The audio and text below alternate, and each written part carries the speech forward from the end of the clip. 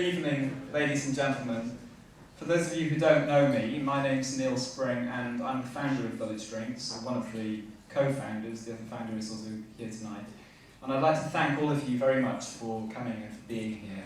I'd also like to thank the Arts Club for their kind generosity in allowing us use of the venue and this beautiful venue here tonight. And I'd like to thank, before we start, the good people at Gay Lawyers, which is the LGBT division of Giambroni Law. And for those of you who don't know Giambroni Law, it's an international law firm based on the Strand, and they are very heavily and actively involved in the gay community. And I think that their presence here tonight is testament to that fact. I know that they're delighted to be here, and we're delighted to have them here as well. Okay. Tonight's event, ladies and gentlemen, marks something of a landmark, really, for the organisers of Village Drinks. I won't talk about this for too long, but tonight's about business and entrepreneurship and social enterprise. It's a subject very close to my heart because I often think of myself and everybody else involved with Village Drinks as a social enterprise. We began Village Drinks with the intent of helping people within the gay community and within the gay professional community to network and to meet new people. And we began that enterprise actually in our own front room, and we all continue to have day jobs and we all run this in our spare time. This year, Village Drinks is supporting, and we are very proud to do so, Global Entrepreneurship Week, which takes place in November. And in that support, we have enlisted the backing of some very high-profile and well-regarded businessmen. No least Sir Michael Bishop from BMI Airlines will be with us in September. And also James Kahn, the venture capitalist, currently one of the panelists on the television programme Dragon's Den, and he will be with us in October. But we're beginning tonight on a subject which I think is very close to anyone's heart who's been involved in business. And that subject is failure, actually. And I know many of you may... bear with me. I think that the great stigma in business and in our culture in the UK actually is talking about failure in business, as if it's something that can't be mentioned or talked about. But if you look at the challenging economic climate that we're in at the moment, and also if you consider the fact that the reason most people don't start their own businesses is fear of failure, actually, this is something we should be talking a lot more about. So we have with us tonight a woman who has, I think, scaled the very heights of success in business, and whom all of you will be familiar with from her time on the Dragon's Den programme. We're delighted to have her with us, and Rachel, I'll allow her to talk about her own experiences, but she is a huge inspiration to all of us on the team. And she's here tonight to talk about her experience of succeeding and failing in business, and also her time on the Dragon's Den programme. So please join me in extending a very warm welcome to Ms. Rachel Elnaugh.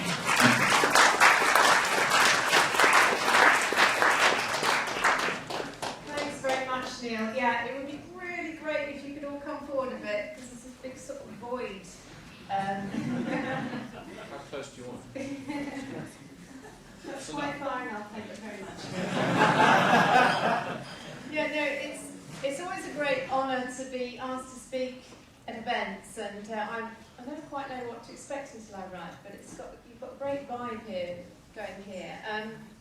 Although I'm often conscious that when people want a celebrity entrepreneur, I'm a bit sort of down the list.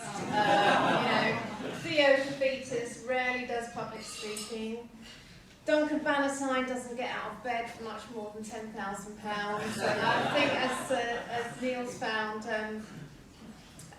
Peter Jones rarely appears unless Gordon Brown's also in the room. So I think you probably ended up with me.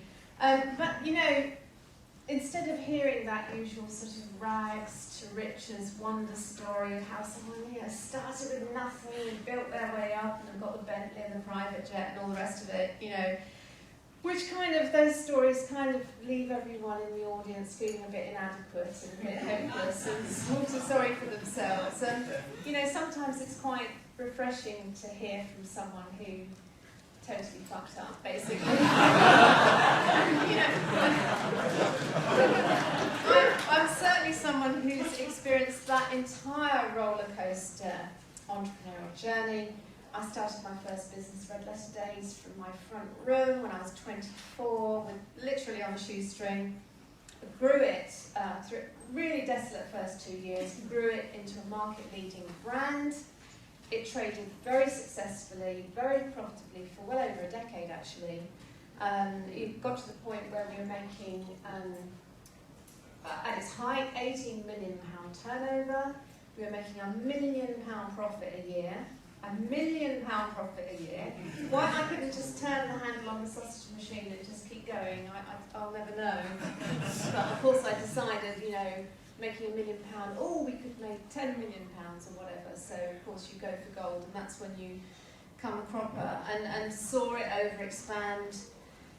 And then, despite everyone saying it's a lost cause, it's the Titanic, it's going to sink, I thought I've got to do everything I can to save my baby, and I spent 2.5 really grueling years trying to save that business, and went right back in, 7 months pregnant, put my house on the line, risked everything to try and save it, which was really difficult, and finally saw it crash into administration in August 2005. Despite the fact it had £3.3 million cash at bank, which we just couldn't get our hands on because Barclays Bank wouldn't let us touch it, and that's a whole other story. Saw it crash in between 2 series of Dragon's Den, full glare of media scrutiny. I was in every newspaper. My PR man said, go on holiday, don't read any of it. Every day I went out and I bought every newspaper going, and so I came home with sort of like 10 inches thick of newsprint and had to read every column inch of it, which was sort of awful. So that was really my business experience. So you have to decide, does that make me a success or a failure? I don't know.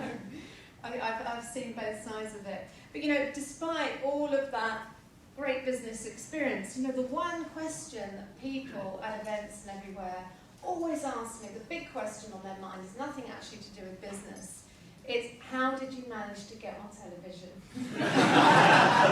And TV fame really, I think, is the holy grail of modern culture, and it certainly is the quickest, fastest way to get your personal brand known. And it's been a double-edged sword for me, but it really has been the most amazing experience. And it was quite synchronistic. I was talking to some of the guys in the audience about, I'm a great believer in law of attraction and synchronicity and stuff. And always when I was young, I used to say to my grandma, I'm going to be on television one day. And she's still, what you're good at and stuff. And I'm like, no, I don't know, I'm just going to be on television. I just had this feeling that I would be. And then came about sort of year 2000, Red Letter Days was doing well, and I just had this really strong feeling I should be on television because all the celebrity chefs were doing stuff. And so I called my marketing manager and he said, what's up? And I said, I really think I should be on television. He said, okay, we'll call in the PR people and see what they think about that idea. So this guy comes along from our agency and I said, I really think I should be on television. And he said, well, what are you talented at? Well, nothing really. And it's a bit like the conversation with my grandma. And he just said, do you know how difficult it is to get into television? I said, no, not really. no clue. And so I sort of, after that meeting, I just sort of parked it because I thought, oh, well, obviously must have gone too far. And so they went away and sort of left it parked. And literally 3 weeks later, the BBC emailed and said, do you want to do Dragon's Den? I said, oh, television, yeah, I'll do that. I just had no idea expected that I would actually, that it would actually become such a cult success. So that was my side of